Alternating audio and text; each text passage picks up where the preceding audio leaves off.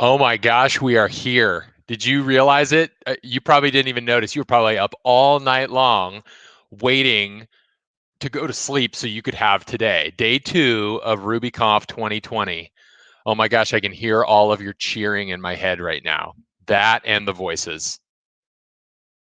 Okay, I'll mention it. So today, day 2, this is very exciting. I mean, I thought 2020 could move fast, but this is already we're like coming up on halfway through. This is incredible. This is really, really cool. Well, to all of you, yeah, oh my gosh, we've already got like ample amounts of activity. Like I can hear your cheers and your roars. It's probably because you like you like all this energy.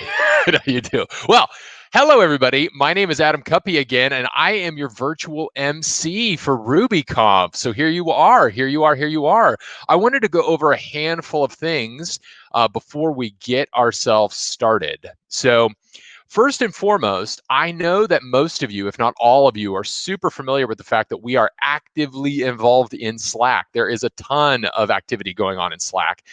Now, some of you are also participating in the multitude of various Slack channels that are available for not only just the talks and workshops, and of course the open chat where all of you are participating, but you may not realize that there are some really cool and really interesting, very specific Slack channels that people have created around various topics. And I just want to point out a few. Number one, Animal Crossing. I don't know a lot about it, but there is a lot of people in it, which is way cool. We've got a first-time attendee Slack. So if you're a first-time attendee of RubyConf, maybe you've been a part of the Ruby community for a long time, you've just never attended RubyConf, I highly encourage you to check that Slack out. There's some people that are asking some really interesting questions, advice, stuff like that. Take a look at it. You might be able to be really helpful there. We've got a junior devs Slack channel, which is amazing. A rainbow hair Slack channel. We've got social media where you can post what your social media is. And then I want to point out, then there's some other specific topics such as neurodiverse channel. And then, of course, if you identify as BIPOC or a woman of color, you are welcome to very specific private channels. If you look at the announcements and you're interested in joining those channels, you are more than welcome to do so, but you have to reach out to specific people so that those communities can be available to those folks. So make sure you look at that. The other one I want to point out is I want to remind you that there is a daily schedule Slack channel. Now, keep in mind, we want to keep conversation and chatter out of that, but at the very least, it's going to have an entire rundown of what today is going to look like. And keep in mind, everything's in Central Time. So currently, right now, it's 11 a.m. Central. So that's how the schedule is broken up. So make sure you take a look at that. But that's where you're going to find some of the links to the various talks. If you're joining them, any of the workshops that you might be joining, make sure you take a look at that stuff as much as possible. And then we're going to kind of slash through that as we move along. So be mindful of that channel. Okay. One other channel, actually, I forgot to mention, I mentioned the first time attendees channel. There's another channel I think is really cool, which is related to the second career folks. So these are people who are maybe transitioning from a different career path and have moved here into writing software, maybe even just this Ruby community. But if you are having made transition, this is kind of like a second career model for you, consider that. I always find it super fascinating to hear where people come from. I myself came from an acting background. I have a degree in stage theater. So I very much transitioned from coming from something very different to where I am today. And I think, having conversations around that is way, way, way cool. A couple other reminders. So the sponsor job fair is going to be happening in Crowdcast. And then we're going to be doing a storytelling component of it where folks are going to be sharing stories and so forth. But that's going to be happening in Zoom with an M. But speaking of which, we are still looking for folks that want to tell a story of, put your, telling a story of days of past on, put that hat on and think about it.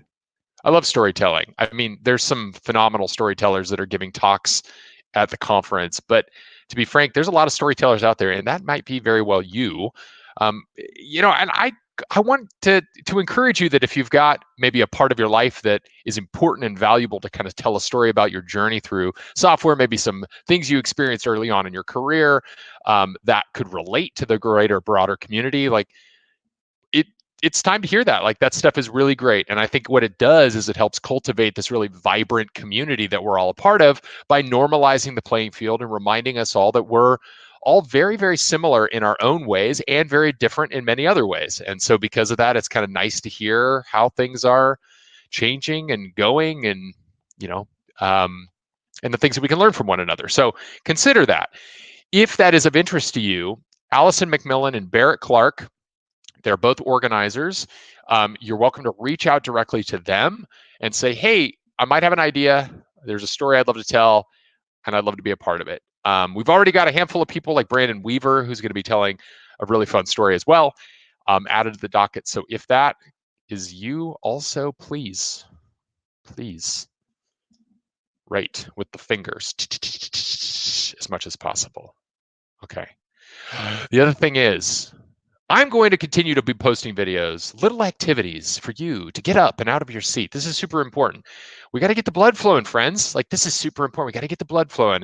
You know, to whatever extent you're physically capable of doing, I encourage you to get the blood flowing as much as possible. When we are at a conference in person, which we hope to have happen in the nearish coming years, it's really important that we take advantage of that opportunity to get up and out of our seat or get and move around as much as possible, get the blood flowing, because we can do that in person and we can't easily do that virtually. So I'm going to be encouraging all of you, shake finger. I'll shake finger at me, not you.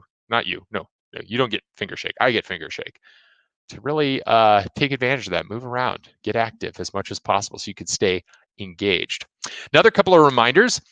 One, all of the talks are being recorded. So if you are watching a recorded talk, of course, it's recorded, but also any of the live crowdcast events or talks that are being given, those are immediately available directly following that. So if for some reason you miss it or you got to go back or you have to take a quick break, you can totally do that. So keep that in mind.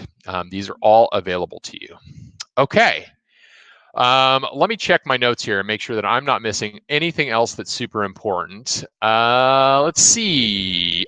While there is so much activity that is going on inside of Slack and in Crowdcast and Zoom channels, we are still following the hashtag on Twitter and Instagram and, of course, Facebook. So RubyConf 2020, of course, RubyConf is a common hashtag that just gets used in general. Follow those. We'd love to see pictures of what you're doing in your life. I've seen some awesome pictures. In fact, a friend of mine, Hillary, who's here at the conference, posted this really awesome picture of her chilling, TV, cat, her programmer, I think she referred to it as. Like, these are fun. So if you have the opportunity, snap a photo of where you're at and what you're up to. Yeah, enjoy it. Kick back, relax. Get up every so often, get some blood movement. But other than that, kick back, relax, and we'd love to see what is going on with you. Okay? All right. Let me see if there is anything else before we get moving on with our day. Okay, I think we're going to leave it at that for today. So without further ado, I want to bring on our organizers to help give us any other announcements that we missed. Pull me off stage, and we'll go from there. So here we are. Megan, hello. Let's do this. Hey, Adam, thanks so much. It's great to be here with everybody at another awesome RubyConf. I am Megan Tew. I'm one of the directors at Ruby Central, organizing RubyConf along with the greatest team in the world. So we're so excited to have y'all back for day 2. I was so shocked and honored to see how much it's really felt like RubyConf. We've seen everybody organizing coffee chats, we're all simulating the good vibes that we might get hanging around in the lobby before the keynote starts. So thank you. We're so glad to have you all here with us today, and we hope you're going to enjoy everything that day 2 has to offer. So I am here to introduce our keynote speaker this morning, Kerri Miller. So Carrie Miller is a software developer and team lead based in the Pacific Northwest. She's worked at enterprise companies, international ad agencies, boutique consultancies, startups, and mentors and teaches students. So she's currently a senior backend engineer at Gitlab and also works for Ruby Together on rubygems.org and Bundler. And while all of that is factually true, it doesn't actually describe a real person. So Kerri herself has insatiable curiosity, has worked as a lighting designer, a marionette puppeteer, a sous chef, and a farmhand. She attended college to study performance production and was once a semi-professional poker player. She's also got strong opinions on keycaps, knows some sweet yo-yo tricks, and enjoys melting hot glass with a blowtorch to create beads, cane, and murrini. Asked to describe herself in 2 words, Kerri thought a bit and replied, lackwit, gadabout. So without further ado, please welcome our friend, Kerri Miller. Oh, hey, everybody.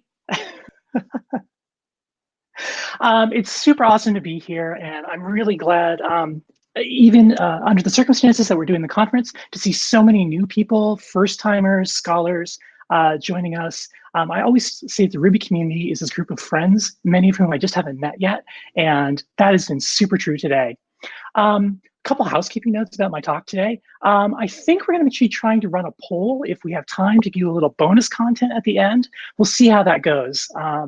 Let's just dive in. Let me try and share my screen, which is always an adventure with new software. Yeah, there we go. And then we can start Keynote. Awesome. So the title of my talk is, if you can move it, it isn't broken. And as somebody said, I'm a backend engineer at Gitlab, and I live in Seattle, which is in the upper left corner of the the lower 48 states. I'm always reminded by my Alaskan friends that Alaska is on the same continent.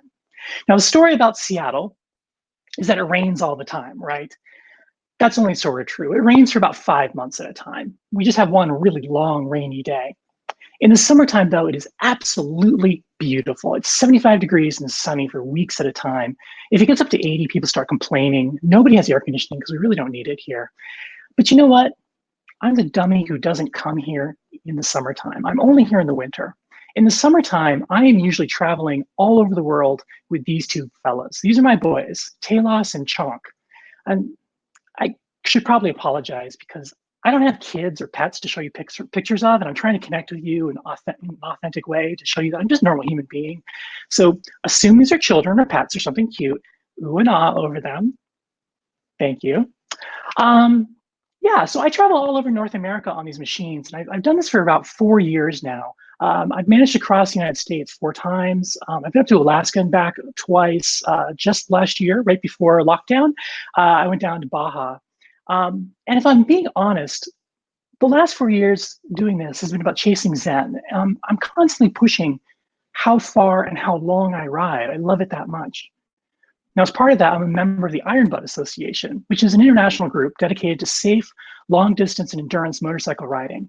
The requirement for membership is pretty simple. All you have to do is ride 1,000 miles in 24 hours. It's easy. That's the basic ride. From there, they get progressively more ambitious or weird, like, well, you've done 1,000 miles in 24 hours. Can you do 1,500? Can you cross the continental United States in 50 hours or less? Could you possibly, in 1 calendar year, visit 50 national parks and cross 25 states or provinces? I've done some of these. One of the weirder ones that I love that somebody just came up with a couple months ago is ride 1,000 miles and get 4 different ice cream sundaes along the way. I think it's called the Stomachache 1000. The ride I'm going to be doing next summer is called 4810. Visit 48 states in 10 days or less. Now, normal motorcycle riders think I'm nuts, but 60 to 100 miles divided by 10 is only 680, and you can go, say 70 miles an hour on most major interstates, so really it's only 10 hours of riding a day. That's actually not too much. It's hard, but once you do it a lot, it isn't unusual to do that, so, it'll work out. As I was planning this ride over the summer, I was also tumbling around this talk idea in my head, and I realized that maybe there's a good story here. Maybe there's some parallels, and I could talk about that. Because software engineering is also something that is really, really hard. It's hard work. And it's something that those of us who do it day in and day out, we tend to forget that. We can't think back to when we were first getting started, from beginner to mastery, when stakes are high, when we hadn't first completed a project and learned what it was like to do it. 1,000 miles in 24 hours might seem like a lot to a beginner who just got their motorcycle license. But for me, that's just kind of a boring Saturday. We lose sight of difficulty or complexity of what we build as well. Once you're steeped in the architecture of your particular ecosystem, once you're fully acquainted with the problem space, it can be a real struggle to put yourself in the shoes of someone who's new to it, who's fresh, let alone someone who's new to the programming or language. So I want to spend this time today with you to talk about these things, to talk about ambitiousness, about failure, and also about storytelling. Before I move on, I also want to remind you that there is a Slack channel for this talk. I would absolutely love, if anything that I talk about today inspires you, either positively or negatively, I would love to hear about it. Please drop all your questions and we can thread about it, and we'll follow up later. So I want to start by telling you the story about the title. Exactly 1 year ago yesterday, I was in the mountains north of Los Angeles attending a multi-day off-road training camp. Well, off-road motorcycle riding, I bet you can understand what happened. I hit a patch of this loose, silty sand, the bike slid out from under me, and there was a, how do we say it? An unexpected separation of the rider and the machine. I tried to wave and tell people in my group I was okay, but they couldn't see my thumbs up because my feet were sticking out of a bush and my head was downhill, and it was kind of a big mess, what we refer to as a yard sale. All of your stuff just goes flying off the bike. I remember very clearly the instructor leaning over me and asked if I was okay, and I said, yeah, well, I can move it, so I guess it's not broken. Of course, the joke was on me, right? When I finally got to urgent care, I learned that I had dislocated my shoulder, which I totally expected. But I was surprised to find out that apparently I had chipped my elbow, which is weird. Like, I wouldn't even think the elbow is a bone you really break, but I managed to do it. By the way, you might notice on that right x-ray, it says fell off motorcycle. And I'm a little upset about that because I wasn't the clumsy one here. It was the motorcycle's fault. The motorcycle fell away from me. Anyway, I got back to base camp with a steroid shot and some really good painkillers, and we all just sat around this campfire. Everyone was sharing tales of their near misses and bad wipeouts. And my instructor turned to me and said, well, at least you get a story out of this. So the next day, all like doped up and in a sling, I still helped other students finish their exercises and then helped them pack up for the backcountry expedition they were taking to Death Valley, leaving me behind, where I caught a flight back to Seattle. Now, I did end up getting my graduating certificate from that course, despite the injury, because I didn't just pack it up and go home. I showed that I knew what I was doing and I could make people around me better. The story isn't about how I bit off more than I could chew or how bad a rider I am or look at the bad wipeout I had, but about being resilient and changing what success looked like and about taking an ambitious chance. And I think that most of us working in software in this time and this place can relate to, because we're all part of an ambitious story. So it's important to talk about how ambition, resilience, and the story we collectively tell each other comes together. We don't just build complex systems. What most of us build are ambitious systems.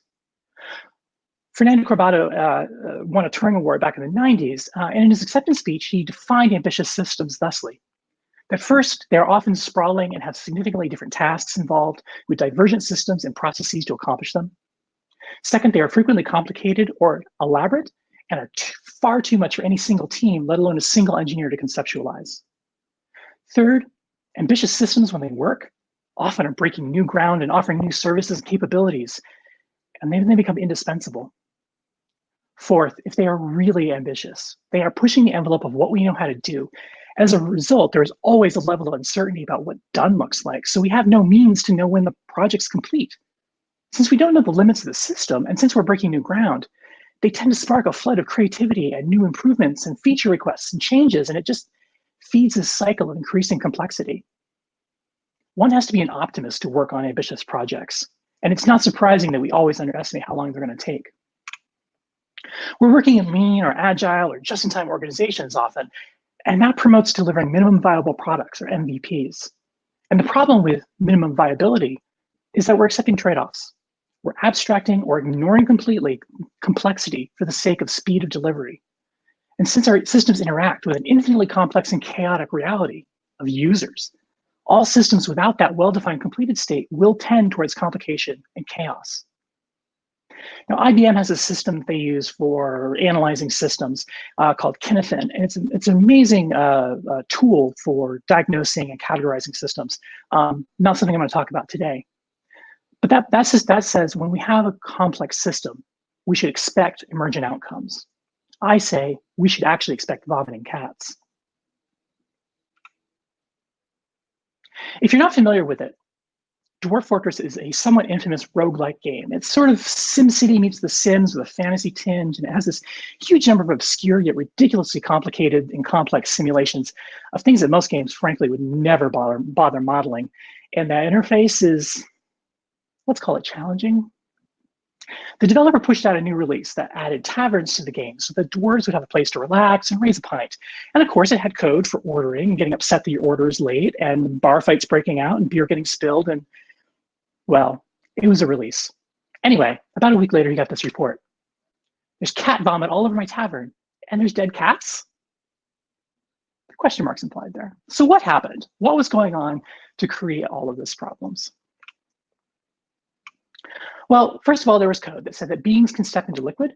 They get liquid on their feet, and then they make footprints. That's great for leaving muddy footprints all over or blood from a fight or something. Then, of course, we've already talked about dwarves, and dwarves will drink, and then they'll fight, and they'll spill their beer. Now come the cats. Cats get liquid on their fur, they lick their fur clean, and then they ingest liquid. How much liquid did they ingest? Well, 1 unit of it, of course. How much is a unit of ale that's been spilled on the floor? Well, it's equal to 1 flagon. So, what lessons can we draw from this? I think there's 2. First, design bugs are often very subtle in complicated systems, and they occur by evolution, with early assumptions being forgotten as new features and uses are added to these systems. And second, even skilled programmers make mistakes. So when we're operating in these contexts of ambiguity and ambitiousness and failure, how do we account for this? Honestly, we have to understand humans, because we are the most complex element of any given system. So it's critical we be able to understand our own interactions and relationship with the system. I want to get in on that by talking about traffic signals. Excuse me. Traffic signals, or stoplights as we call them in American English, there's literally billions of them all over the world. And for decades, each of them were powered by incandescent bulbs. When LEDs finally came along, they started to replace those incandescent bulbs, but there was a lot of pushback against that update in technology. Now, there's many advantages to LEDs. They use far less power. They last about 5 times as long, so they require far less maintenance. They're more visible, given their surface area, so they're a little bit safer. And they have a superior mode of failure. Individual diodes on an LED matrix can burn out, and the signal will still be operational or recognizable as a green light, yellow light, red light, versus an incandescent bulb that burns out and you've just got a box hanging on a wire. So what were people upset about? What were they pushing back against? Well, it turns out that LEDs take about 4 years to recoup their cost savings of power and maintenance because they cost so much more than a single bulb. And that's without even accounting for the second order effects of less accidents through being more reliable. They're obscured by snow and ice because they don't generate heat the way that incandescent bulbs do. So they can get blocked up by snow in northern climates. And that's true maybe in some places where winter weather conditions can lead to ice or snow building up.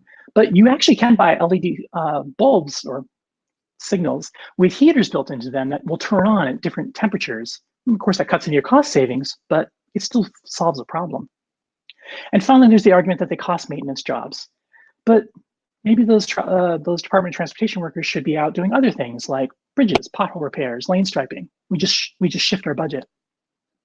The arguments about against bringing this new technology into the world is a classic case of the but sometimes fallacy.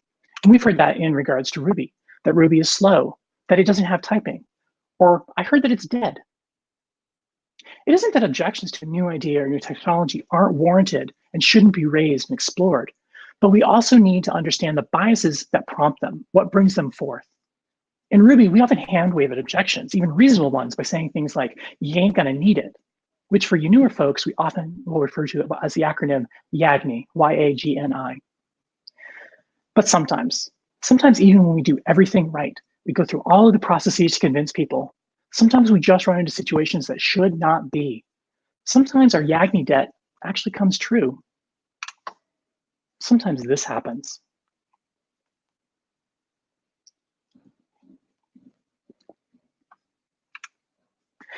Software often represents this conclusion of an argument between the proactive and the pragmatic. Pragmatism leaves us with abstractions and imperfect systems.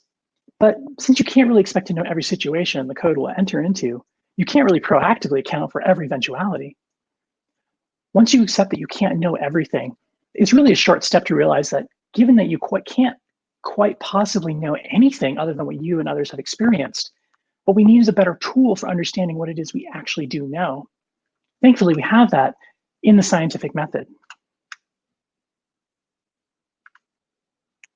Lovely. The real purpose of the scientific method is to make sure nature hasn't misled you into thinking you know something you don't actually know. We fool ourselves into assuming obscure reasons for an error, when the vast majority of the time, the solution is really just a 6-character or less fix. The bug is never in Ruby, it's never in Rails, it's never in Sinatra.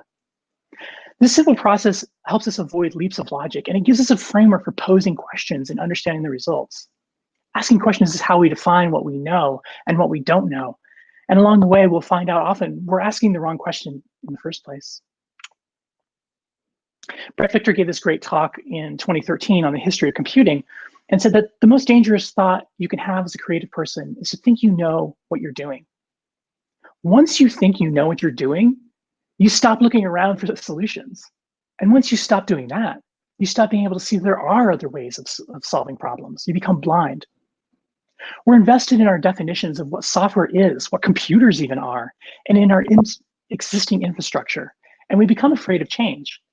In our industry especially, software and hardware change so quickly, it's our minds that change slowly. It's hard to adopt new ways of thinking.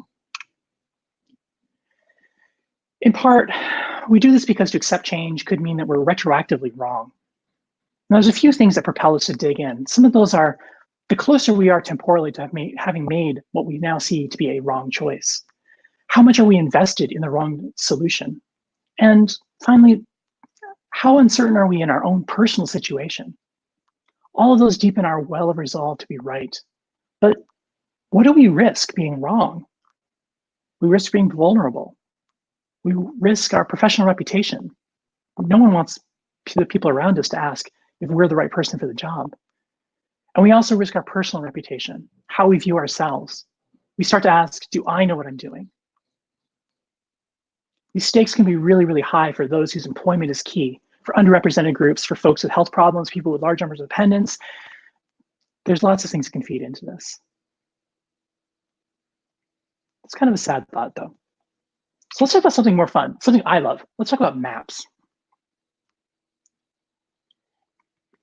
Now, a map is a representation or a guide. It's an abstraction that helps us understand the nature of a space or the relationship between spaces. Now, philosophers have explored this conundrum, and it's the most accurate map, the one that perfectly replicates the thing it represents, can only exist as a one-to-one scale map, scale model. So there has to be shortcuts, abstractions, and errors in a map. But Kerri, you can't believe that code is a map. It is a one-to-one map. The map and the code is the thing that we're talking about.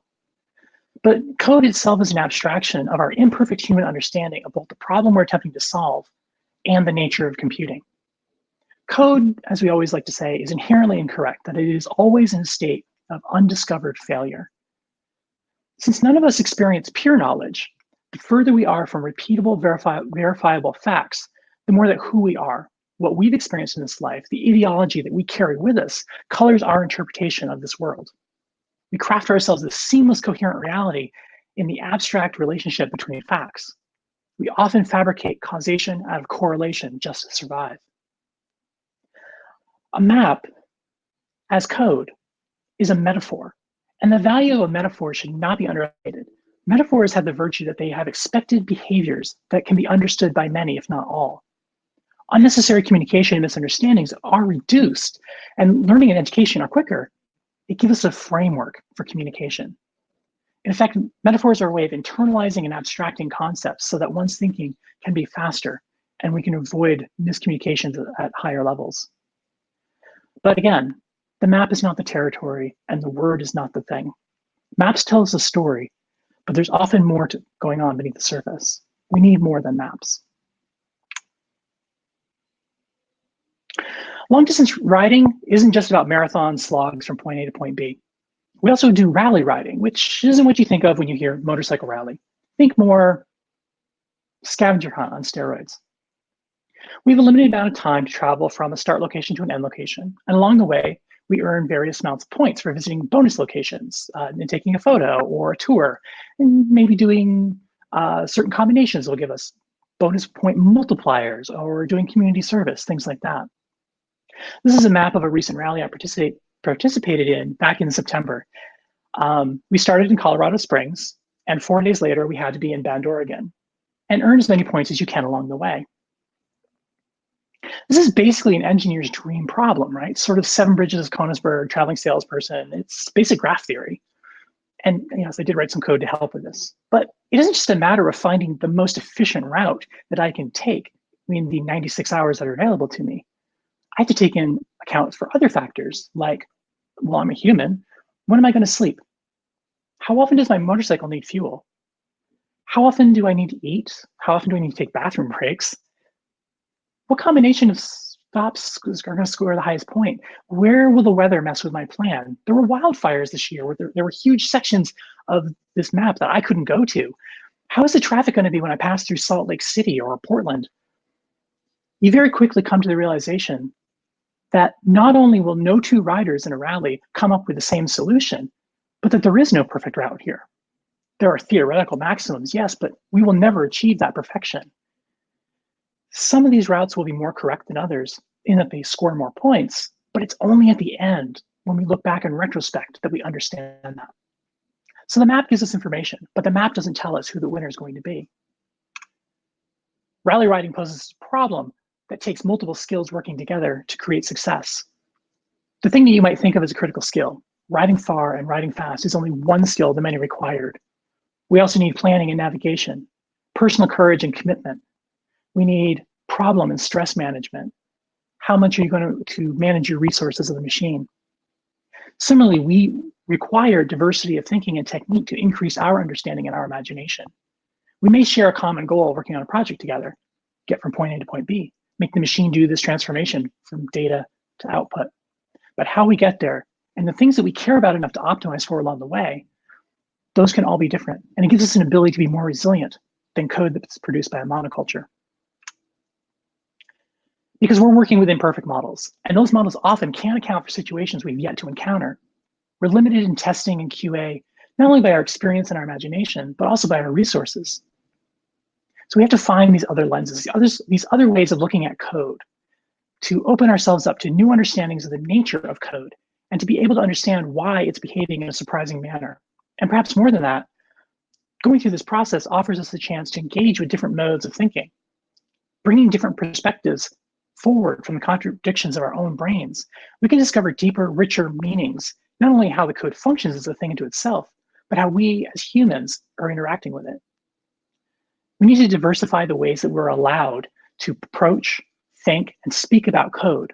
And doing so holds the door open for our peers as well, whose modes of thinking about problems may differ drastically from ours and be flat out contradictory. But that openness lets us bring more strengths to the table and helps protect us from forming that monoculture of thought. Because we never really know what will inspire a change in our thinking.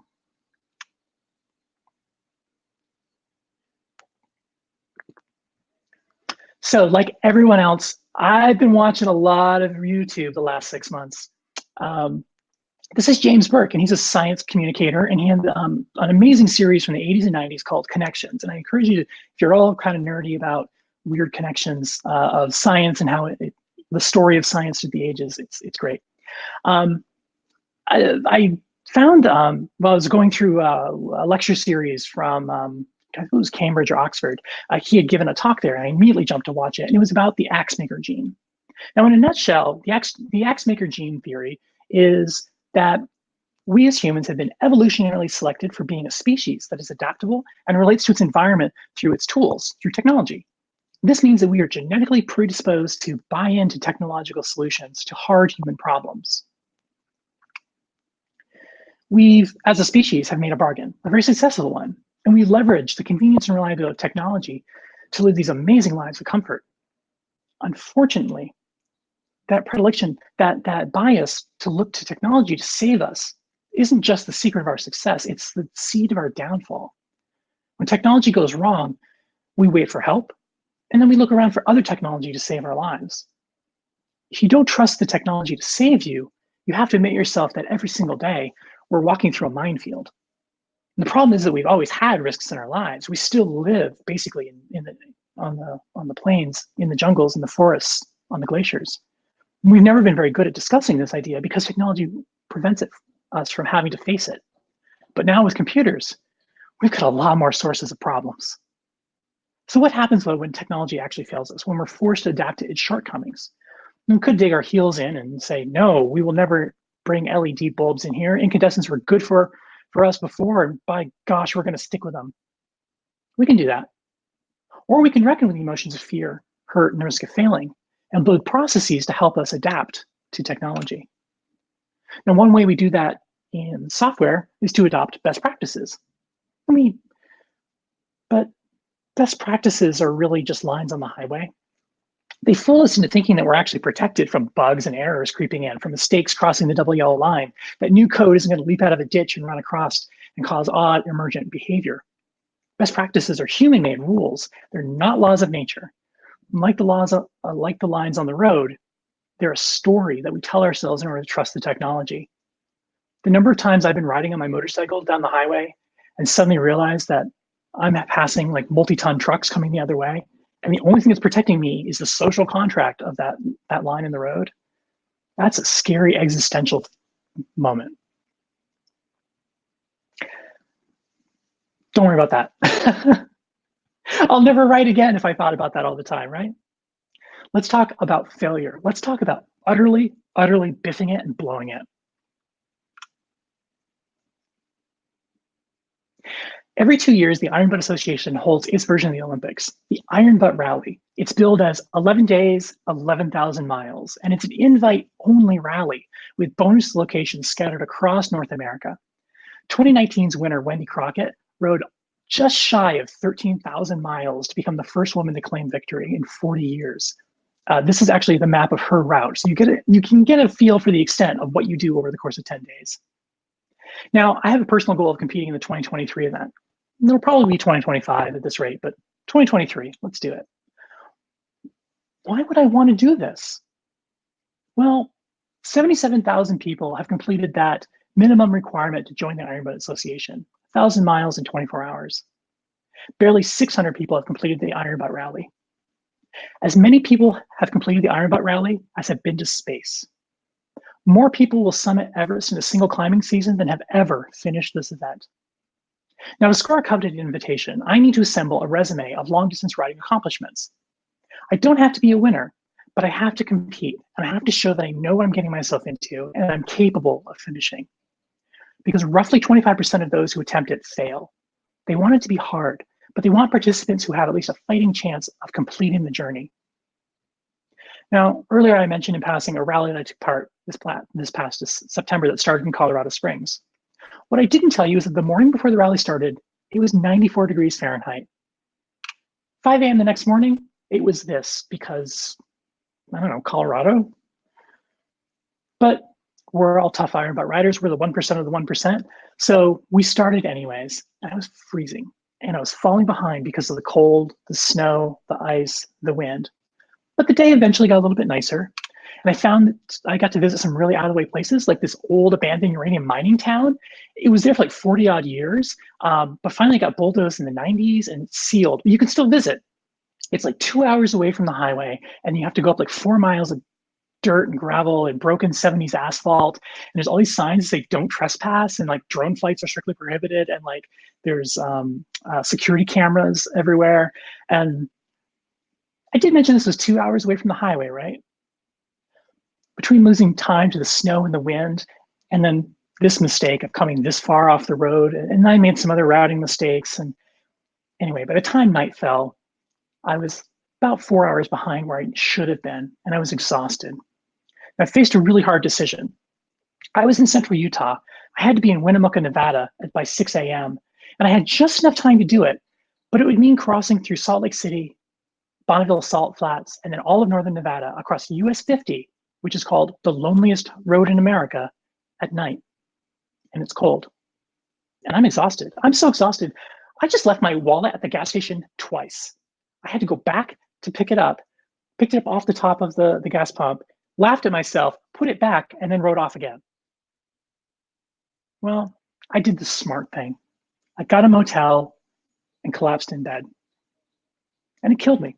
It absolutely gutted me. I mean, I regularly bang out 1,000 miles in a day. How could I quit after only 600 miles?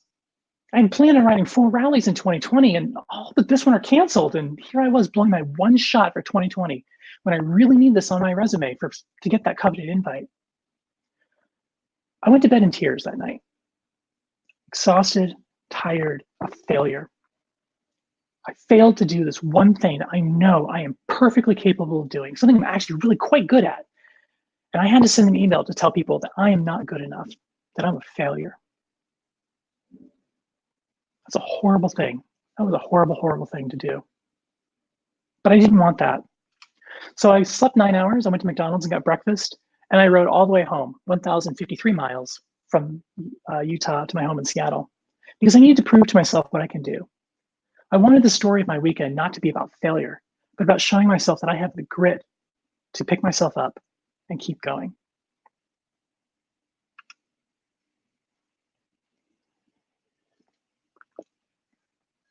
Anyway, it's really important to have a plan B. Now, I knew where I was supposed to be, and I knew I was behind, and I knew that it was just a bad idea to keep going because I had set time checks at various locations. You know, if I'm at this town by such a time, I know if I'm ahead or behind. And I know what my options are for stopping. Now, being resilient, again, it isn't about never breaking or about never finding a limit to what we're capable of. It's about our response. And so we build our software to be resilient this way. We build in plan Bs. We build for reversions, and we build in escape hatches that give us options when we find a bug. We add feature flags, and we document and practice reverting deployments, and we run through disaster recovery scenarios. And again, we do add best practices, and we do code reviews and Rubicop and performance monitoring, and bugs happen. Things still break because we're human. And software is this abstract, ambitious representation of what we desire a computer to do for us, for other humans. And we only understand ourselves and humans in abstract ways, and we don't even understand what computers are even anymore. In that environment, failure isn't just an option, it's an inevitability. And that's why we build engineering cultures where the fact of failure isn't what defines us, but our reaction to it. What does it look like to actually abandon the need to look right and recover from failure?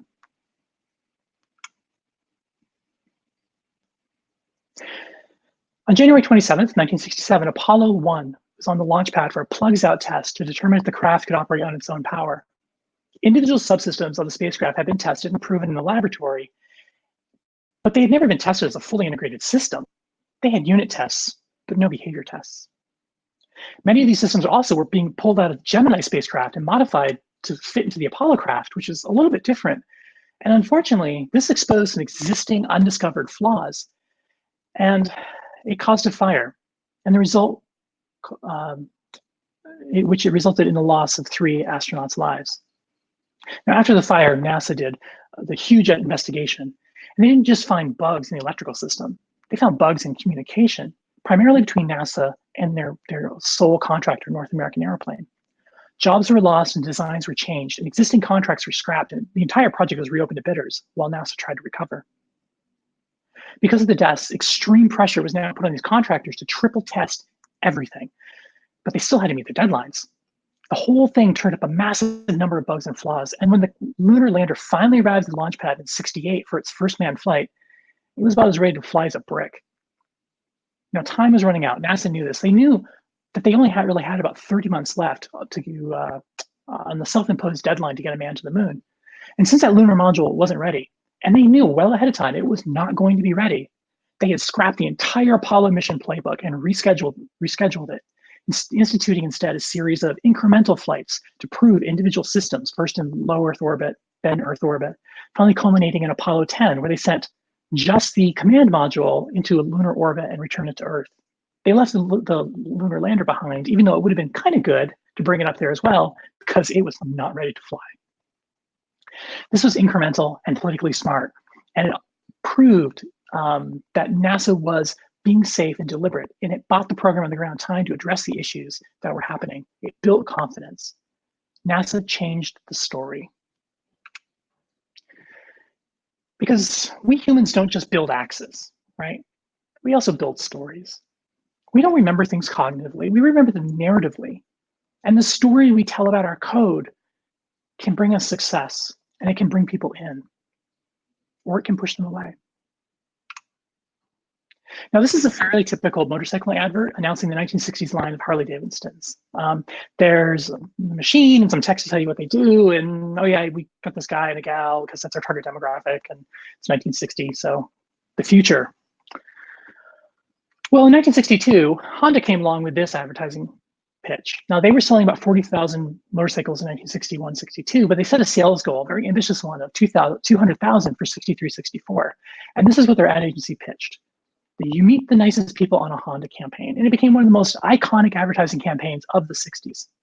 Now, those who would otherwise have rolled their eyes at the word motorcycle, and those who had previously no interest in them, soon saw the motorcycle with a new purpose, one of casual and convenient daily transportation, a thing of the future. Mothers who once wouldn't listen to an adolescent child's plea for a motorcycle began to compromise. The Honda 50, which is the ad campaign is advertising here, even became popular as a present for birthdays and Christmas and Hanukkah. And with its support from an ever-widening sector of the American public, from students and housewives to businessmen and outdoor enthusiasts, the motorcycle finally won recognition as a popular product. The story of what a motorcycle could do, who a motorcycle was for, had changed. I pulled this paragraph off of the README to an open source project, which I'm leaving anonymous. Everything it says in here is true. Now, I'm well versed in event-driven architectures and distributed messaging systems, but even I have to tilt my head to the side and squint to know what the heck this means. Now, compare that to the pitch that DHH originally made for Rails, where he showed not the cool tech per se, but what it did, how it would change the way that you worked. He didn't show the bullet points of Rails, the facts about it, but he said, this is what Rails means. This is how your story will change if you adopt it. Debussy said that music is the space between the notes. And we need to find the music in the notes of our technology, not just look at all the notes our symphony has. I mean, can you imagine if a symphony was promoted that way? If they promoted how many A notes that they played, or how they reduced the execution time of the French horn player by 25%? That would be ridiculous. We have to tell the story, to let people hear the music, to let them connect to our technology. Because it isn't just code that tells a story, it's everything. It's the variable names that we pick, it's the method names, it's the tests, it's the documentation, it's the promotion, it's how do we interact with users who report bugs. All of that feeds into the story. And sometimes resilience comes through the strength of the story we tell. Ruby's story is one of Minneswan. Matt's is nice, and so we are nice. It is the story of why and his poignant guide to Ruby. It's DHH getting fed up with building yet another website from the ground up and building Rails. It's Merv and Active Record. It's Ruby Core and Ruby Together. It's Railsbridge and Rails Girls and every meetup at every conference. And it's everyone here at the conference today. Ruby's story from that initial Christmas release so many years ago until today is a strong and a resilient story. And it's one that continues in all of us here. We will keep telling that story of focusing on humans, on how humans care about doing programming. And we will keep adding new chapters to it. So go, get started, go write something. Thank you so much. I am, in fact, Kerri Miller. I am everywhere on the internet at KerriZor. I'm a Senior Backend Engineer at Gitlab. I'm a motorcycle blogger these days at motorzor.com. And I am, in fact, a lackwit gadabout. Thank you so much.